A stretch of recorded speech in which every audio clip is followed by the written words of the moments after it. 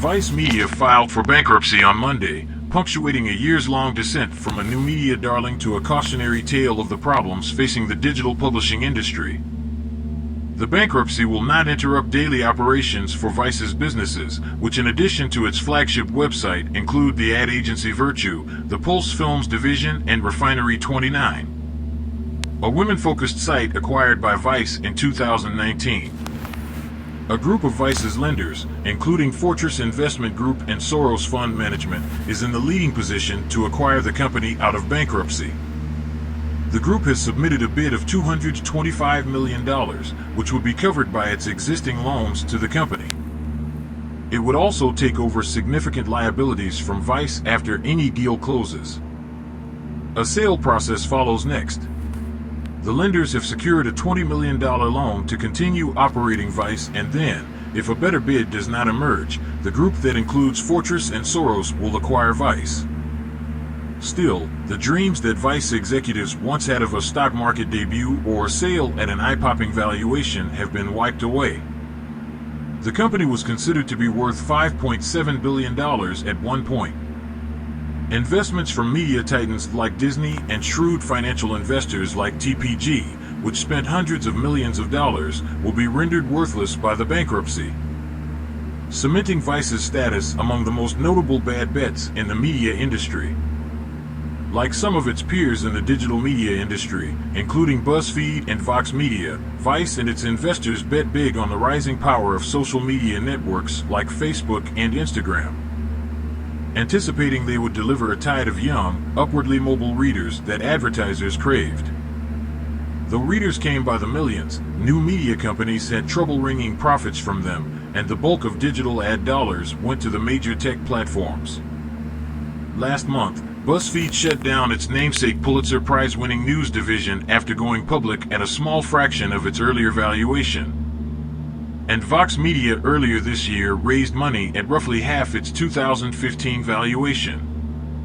There are definitely commonalities in the hardships media organizations have been facing, and Vice is no exception, said S. Mitra Kalita, the founder and publisher of Epicenter NYC, a community journalism company based in Queens.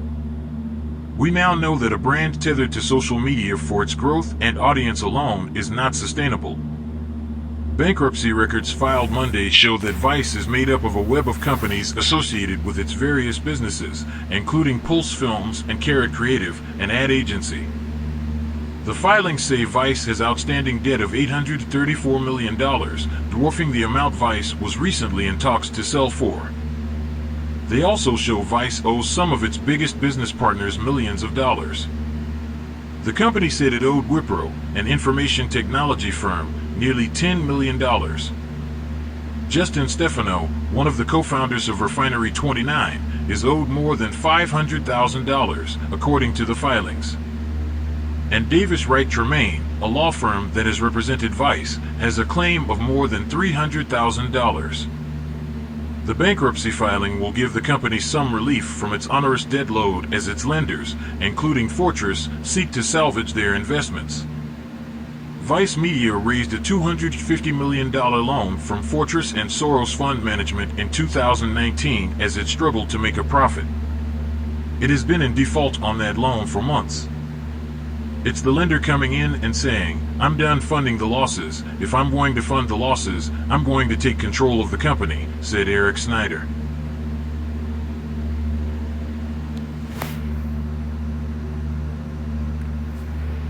Chairman of bankruptcy at the law firm Wilk Auslander.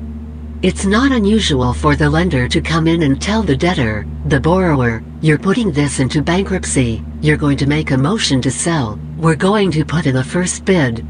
Fortress sees a continuing role at Vice for Shane Smith, the brash co-founder who became synonymous with the company's gonzo journalism from exotic locales and oversaw a boundary-pushing culture that was rife with allegations of sexual harassment, according to a person familiar with the matter. Joseph Locandwala and Bruce Dixon, co-chief executives at Vice, will also stay on. According to the terms of Vice's bankruptcy loan, the company has 55 days to complete a sale. In documents filed with the bankruptcy court, Vice said that the timeline to sale, while tight, is necessary to best position the company to survive as a going concern. In a statement, Mr. Dixon and Mr. Lakhandwala said that the bankruptcy sale would ultimately strengthen the company. We look forward to completing the sale process in the next 2 to 3 months and charting a healthy and successful next chapter at Vice. The bankruptcy is a moment of humility for Vice, which a decade ago appeared destined to sell for an eye-watering sum or make its debut on the public markets. In the 2010s, Vice raised piles of money from traditional media companies, which it had assailed for growing complacent. The company sold advertisers and investors on its ability to reach young millennials who were hungry for an alternative to its corporate rivals, delivering you are there dispatches from North Korea and Liberia without the decorum of the mainstream news media. But the harsh realities of digital publishing caught up with Vice, and things went sideways. In 2017, the company raised $400 million from the private equity firm TPG in a deal codenamed Project Venus that valued the company at $5.7 billion. But the cash infusion saddled Vice with financial obligations if it didn't hit aggressive profitability targets, and it eventually became an albatross for the company. Later that year, the New York Times and other outlets published investigations into allegations of sexual harassment at the company, kicking off a crisis at Vice that shook confidence in its management. Mr. Smith replaced himself as chief executive of the company, appointing Nancy Dubak, a longtime TV executive at ON who shepherded hits like Duck Dynasty, to oversee the sprawling Brooklyn-based media empire. Investors hoped Ms. Dubak would sell the company or take it public, and she made repeated attempts. The latest took place this winter, a sales process that drew interest from several potential suitors. Antenna Group, a Greek media company that has done business with Vice before, expressed interest in acquiring it, but a deal never materialized.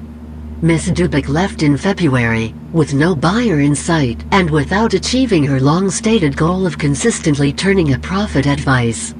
The situation got worse last month. The company laid off employees after Antenna stopped making payments to Vice for a production deal worth hundreds of millions of dollars.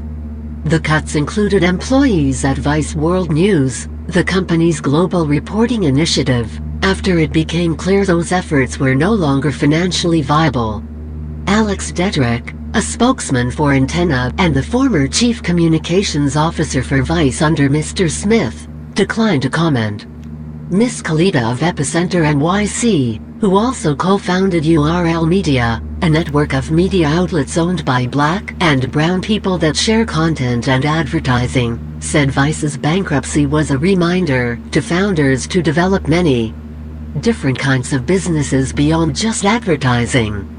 I think even those of us running profitable media startups now, Ms. Khalida said, are thinking more carefully about growth and making sure we can continuously define our audience and the value we represent to them.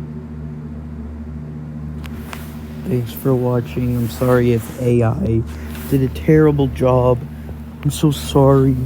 I'll try my best next time. Mwah.